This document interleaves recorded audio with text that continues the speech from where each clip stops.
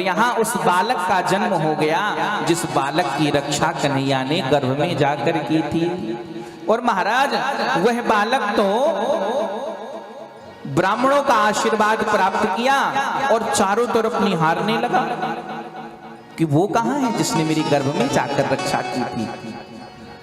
संतों ने बड़ा सुंदर नाम रखा विष्णुराज, और गोविंद का परीक्षण कर रहा है। मेरे कन्हैया भी द्वारिका से पुनः बधाई लेकर आए, और जैसे ही गोविंद की गोद में गया खिलखिलाकर हंसने लगा। संतों ने कहा इसका नाम तो परीक्षित होगा।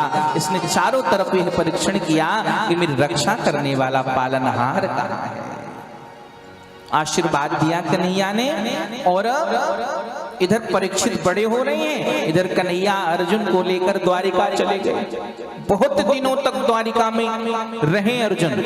और आपसे निवेदन करूं, अर्जुन भगवान से इतना प्रेम करते थे कि ज्यादा समय द्वारिका में ही बिताते थे, और भगवान भी अर्जुन से बहुत लगाव रखते थे। एक कथा पूज्य गुरुदेव बता रहे थे कि एक बार अर्जुन गए द्वारिका। जब द्वारिका गए तो थके थे, भगवान ने कहा थोड़ा विश्राम कर लो।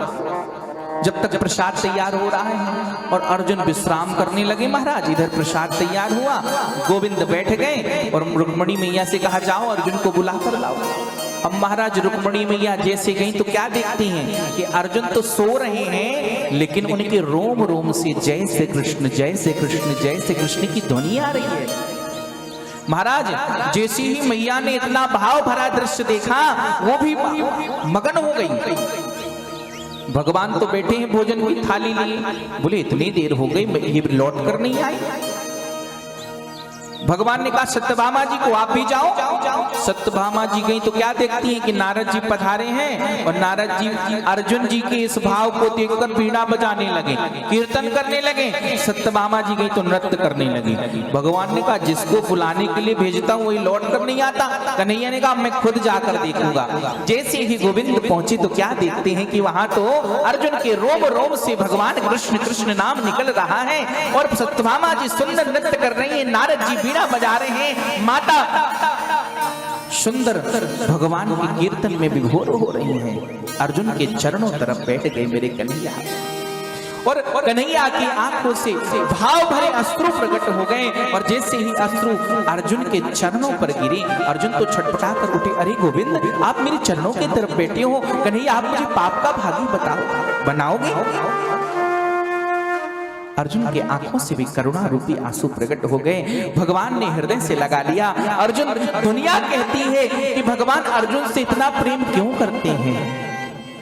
अरे तुम्हारी एकाग्रता, तुम्हारा मेरे प्रति जो भाव है, तुम्हारा मेरे प्रति जो चिंतन है, ये चिंतन मुझे बहुत प्रिय है। इतना प्रेम करते हैं कन्हैया अर्जुन से। और महाराज बहुत दिन हो गए अर्जुन लौट कर नहीं आए। इधर तो धीरे धीरे परीक्षित बड़े हो रहे। बहुत दिनों बाद अर्जुन जब लौट कर आए तो मुखड़ा जो है झुका हुआ है, चेहरे में प्रसन्नता नहीं है।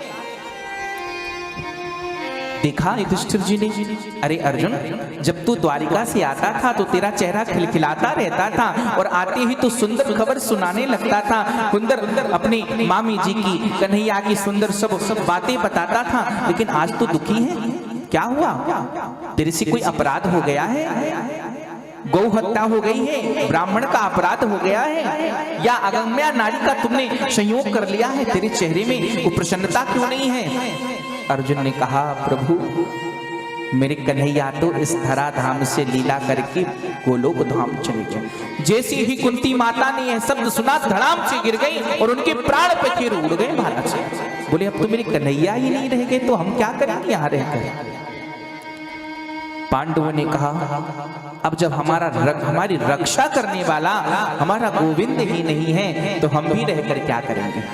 नन्हे से परीक्षित को महाराज राजगद्दी में बिठा दिया।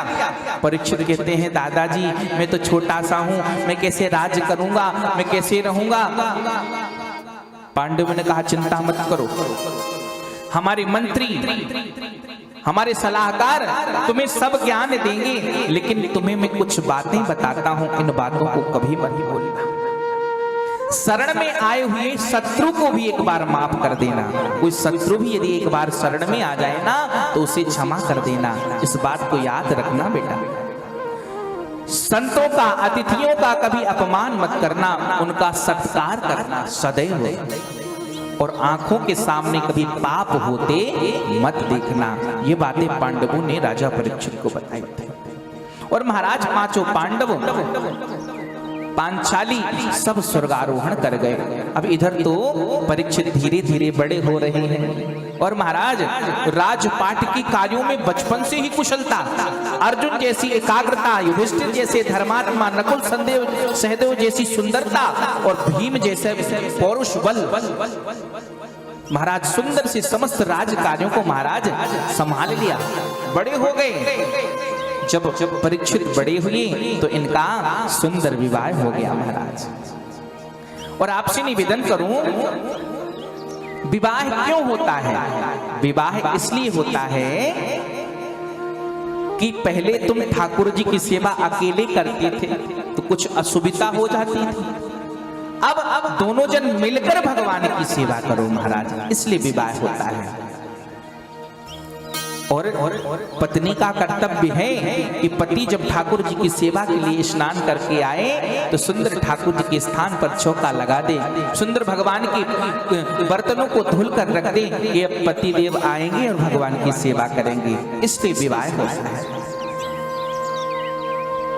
बहुत सुंदर जीवन है परीक्षित का, बड़ा आनंद में भरा हुआ जीवन है।